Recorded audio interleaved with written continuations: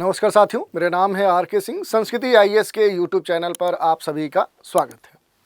आज के एपिसोड में हम बात करने वाले हैं इपिक नंबर की, जो इलेक्शन फोटो आइडेंटिटी नंबर है। उसी से जुड़ी हुई एक न्यूज आ रही है जिसमें ये कहा जा रहा है कि 3 महीने में दुरुस्त होगी जो इलेक्शन फोटो आइडेंटिटी नंबर है। इनमें जो गड़बड़ी थी उनको दुरुस्त कर लिया जाएगा। तो इसी मुद्दे की चर्चा करेंगे, देखेंगे कि जो इपिक नंबर है उन पर चुनाव आयोग ने क्या बयान दिया है, क्या अपनी सफाई दी है, और फिर बात कर लेंगे कि इपिक का जो आवंटन है वो कब किया गया था, मतदान की जो प्रक्रिया है उस पर ये क्या प्रभाव डालता है, और इस पूरे मुद्दे का खुलासा करते हुए जो केंद्रीकृत जो पूरी व्यवस्था है उस पर हम चर्चा करेंगे। उसमें कौन सी कमी है, राज्यों को क्या खास दिशा निर्देश दिए गए हैं, कौन से प्रभावित राज्य हैं इस मामले में, और इसके लिए क्या नई व्यवस्था लाई जा रही है जिससे इसका समाधान खोजा जा सके। इसके अलावा इपिक नंबर के बारे में संक्षिप्त रूप से देख लेंगे कि आखिर इसके क्या लाभ होते हैं, और इसी के संदर्भ में हम देख लेंगे इलेक्शन जो कमीशन है उससे जुड़ी हुई जो भी महत्वपूर्ण बातें हैं, और फिर बात कर लेंगे कि जो डी वोटर्स हैं जिनकी चर्चा आम हो चुकी है तो उनके बारे में भी संक्षिप्त रूप से हम ज्ञान ले लेंगे कि आखिर डी वोटर होते क्या हैं। तो चलिए शुरुआत करते हैं एपिसोड की कि 3 महीने में दुरुस्त होगी इलेक्शन फोटो आइडेंटिटी जो कार्ड है, इनमें जो नंबर है इनकी जो गड़बड़ी देखने को मिल रही है ये अब सुधार लिए जाएंगे, और यही मामला अब चर्चा में है। न्यूज़ आर्टिकल है, election commission to fix duplicate voter ID number issue in 3 months, ये बात कही जा रही है। और ये भी कहा जा रहा है कि इलेक्टर्स फोटो आइडेंटिफिकेशन कार्ड और the EPIC number is to 10 digit voter ID card number issued by the election commission of India to each elector, ये बात कही जा रही है और ये चर्चा में भी आ चुका है। इसी कारण से इसकी हम चर्चा भी कर रहे हैं। तो इससे जुड़े हुए कुछ महत्वपूर्ण जो बिंदु हैं उन पर हम बात करते हैं। जो यहाँ पर इपिक नंबर की जो गड़बड़ी है इस पर चुनाव आयोग ने अपना बयान दिया है, अपनी सफाई दी है, और उसके संदर्भ में ये महत्वपूर्ण हो जाता है। थोड़ा सा जो यहाँ पर इलेक्शन जो फोटो आइडेंटिटी जो कार्ड नंबर हैं उन पर हम चर्चा करें तो इनका जो इतिहास है अगर इसके बारे में देखें तो एक जैसे जो इपिक नंबर है उनका जो आवंटन है वो वर्ष 2000 में किया गया था, और इससे किसी मतदाता जो भी कह सकते हैं कि जो वोटर्स है उसकी किसी भौगोलिक पहचान पर कोई प्रभाव नहीं पड़ता है। इसका मीनिंग यह भी नहीं है कि ये फर्जी मतदाता है, तो ये आपको समझ लेना होगा।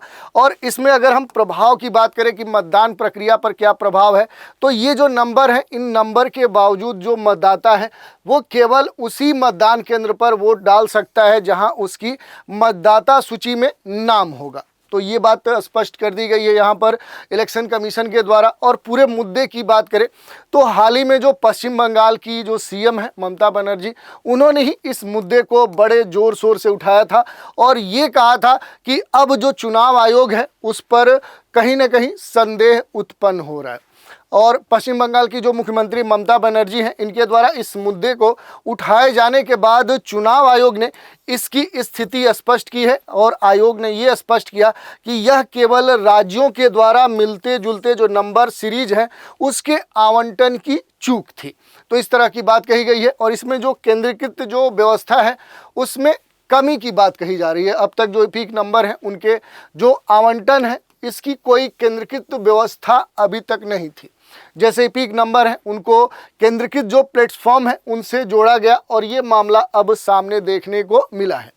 अगर राज्यों की बात करें तो राज्यों को कुछ खास दिशा निर्देश दिए गए हैं। जैसे आयोग ने, इलेक्शन कमीशन ने राज्यों को ये गाइडलाइन दिया है, ये निर्देश दिया है कि वे जल्द से जल्द एक ही समान जो election photo identity card number वाले जो मामले हैं उसकी जांच करें, और उससे संबंधित अगर कोई बात सामने आती है तो उसका रिपोर्ट करें, और ऐसे नंबर को हटाकर जल्द ही जो विशेष यूनिक जो इपिक नंबर हैं वो उन्हें आवंटित किए जाएं।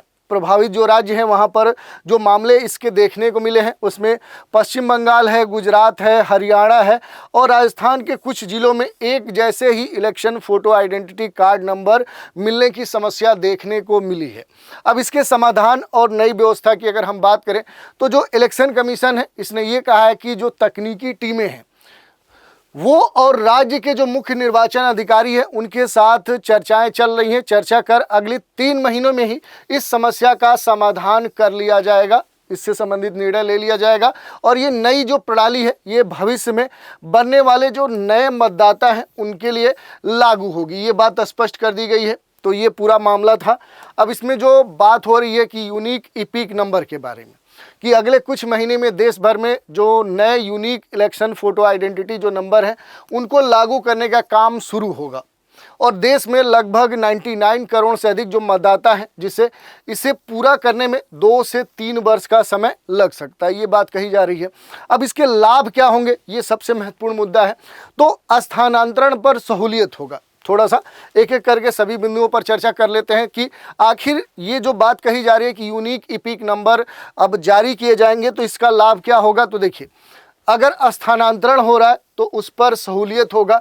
यदि मतदाता स्थान बदलता है, यानी पहले किसी और स्थान पर रहता है, बाद में वो किसी और स्थान पर शिफ्ट होता है, तो यूनिक नंबर के आधार पर नए क्षेत्र में उसका नाम स्वतः जोड़ दिया जाएगा और पूर्व स्थान से नाम क्या होगा, रिमूव हो जाएगा।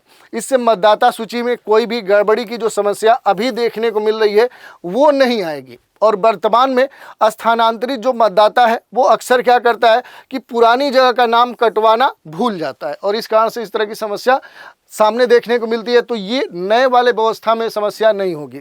इससे चुनावी जो सर्वे हैं उसमें मतदाताओं की जो संख्या है अचानक घटने का जो विवाद देखने को मिलता है वो भी नहीं देखने को मिलेगा। और यूनिक जो इलेक्शन फ़ोटो आइडेंटिटी नंबर है, इससे ये समस्या पूरी तरह से दूर हो जाएगी। तो ये पूरी नई व्यवस्था होगी। अब बात कर लेते हैं कि जो इलेक्शन फ़ोटो आइडेंटिटी कार्ड है आखिर ये क्या है।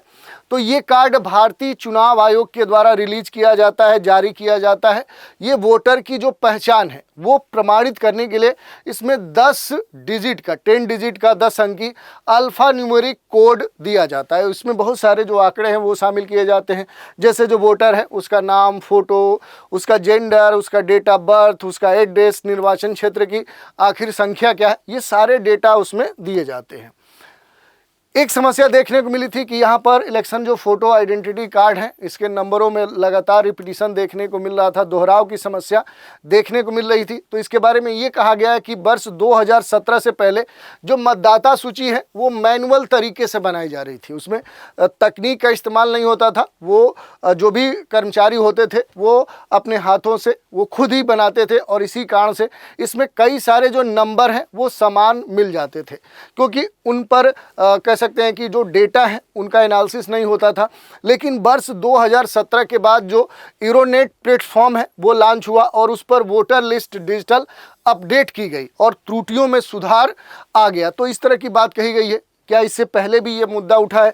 तो अपने देश में ये मुद्दा कई बार उठते रहा है, क्योंकि चुनाव लगातार सालों भर होते रहे हैं और इस कारण से हर साल मतदाता सूची से जुड़े हुए जो संशोधन होते हैं उस कारण से ये समस्या बार बार उठती है। और जब हर साल मतदाता सूची में संशोधन होता है तो ड्राफ्ट सूची राजनीतिक दलों को साझा की जाती है, जिससे वे आपत्ति भी दर्ज करा सकें और अंतिम जो निर्णय है वो मुख्य चुनाव अधिकारी के द्वारा लिया जाता है। तो ये पूरा मामला था। इसी मामले में एक खास तौर पे चर्चा आ चुकी है, वो है डी वोटर्स की, कि आखिर डी वोटर्स क्या होते हैं। तो देखिए, डी वोटर वे लोग होते हैं जिनकी नागरिकता भारतीय नहीं मानी जाती है, यानी उनका जो कह सकते हैं कि नागरिकता की विशेषता है कि वो भारतीय नहीं मानी जाती है जब तक वे उसका प्रमाण प्रस्तुत नहीं करते हैं। इनका जो नाम है ये वोटर लिस्ट में होता है, यानी जो डी वोटर हैं ये वोटिंग जो लिस्ट आती है उसमें इनका नाम शामिल होता है, लेकिन ये मतदान नहीं कर सकते हैं। ऐसी स्थिति देखने को मिलती है, तब वे मतदान नहीं कर पाते हैं। इस कारण से वे अदालत में पहुंचते हैं और फिर वहां पर भारतीय जो नागरिक है वो घोषित करने के लिए उन्हें प्रमाण प्रस्तुत करना होता है। नागरिकता साबित करने के बाद ही कह सकते हैं कि वो फिर वोट कर सकते हैं। तो ये डी वोटर के बारे में हमने देखा। अब चुनाव आयोग, चूंकि पूरा मामला चुनाव आयोग से जुड़ता है तो थोड़ा सा इसके बारे में हम देख लेते हैं। तो चुनाव जो आयोग है वो अपने देश का एक बड़ा ही महत्वपूर्ण कह सकते हैं संस्थान है, संगठन है, और इसकी जो स्थापना है वर्ष 1950 में हुई थी। ये महत्वपूर्ण वर्ष है। आज़ादी के बाद ही तुरंत चुनाव आयोग की स्थापना 25 जनवरी 1950 को की गई थी। इसी दिन को हर वर्ष राष्ट्रीय जो मतदाता दिवस है वो भी सेलिब्रेट किया जाता है। और संवैधानिक अगर प्रावधान की बात करें तो चुनाव आयोग का जो गठन है ये भारतीय संविधान के आर्टिकल 324 जो आर्टिकल 324 है इसी के तहत किया गया है। इसका जो कार्य है वो भारत में स्वतंत्र तौर पे निष्पक्ष जो सुव्यवस्थित जो चुनाव है वो कराना है। इसकी जो संरचना है, इसकी अगर संरचना की हम बात कर ले तो शुरुआत में जो आयोग है उसमें केवल मुख्य चुनाव आयुक्त चीफ इलेक्शन कमिश्नर का ही पद था, लेकिन वर्ष 1993 में इसे 3 सदस्यीय निकाय बनाया गया, जिसमें एक मुख्य चुनाव आयुक्त और उसका सहयोग देने के लिए 2 अन्य चुनाव आयुक्त होते हैं। इसके अलावा इसके कार्यों की अगर हम चर्चा करते हैं तो लोकसभा, राज्यसभा, विधानसभा, राष्ट्रपति, उपराष्ट्रपति के जो चुनाव है वो ये संपादित करता है। आचार संहिता को लागू करवाता है ताकि चुनाव जो प्रक्रिया है वो निष्पक्ष हो सके, पारदर्शी तरीके से की जा सके। राजनीतिक दलों को मान्यता प्रदान करता है, उन्हें चुनाव चिन्ह आवंटित करता है, मतदाता सूची तैयार करवाता है, उसका अद्यतन करवाता है, चुनाव संबंधित जो भी विवाद हैं उनको भी ये निपटाता है और चुनाव सुधारों के लिए सरकार को सुझाव भी प्रस्तुत करता है।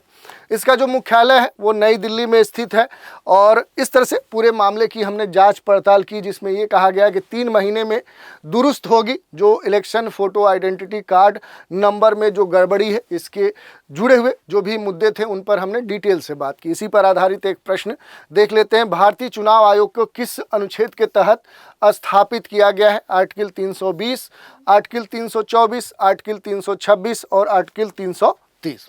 तो इस तरह से इस पूरे मुद्दे की हमने जांच पड़ताल की कि आखिर 3 महीने में दुरुस्त होगी election photo identity card number में गड़बड़ी। तो आज के एपिसोड में इतना ही। आप सभी हमारे साथ बने रहें, इसके लिए धन्यवाद।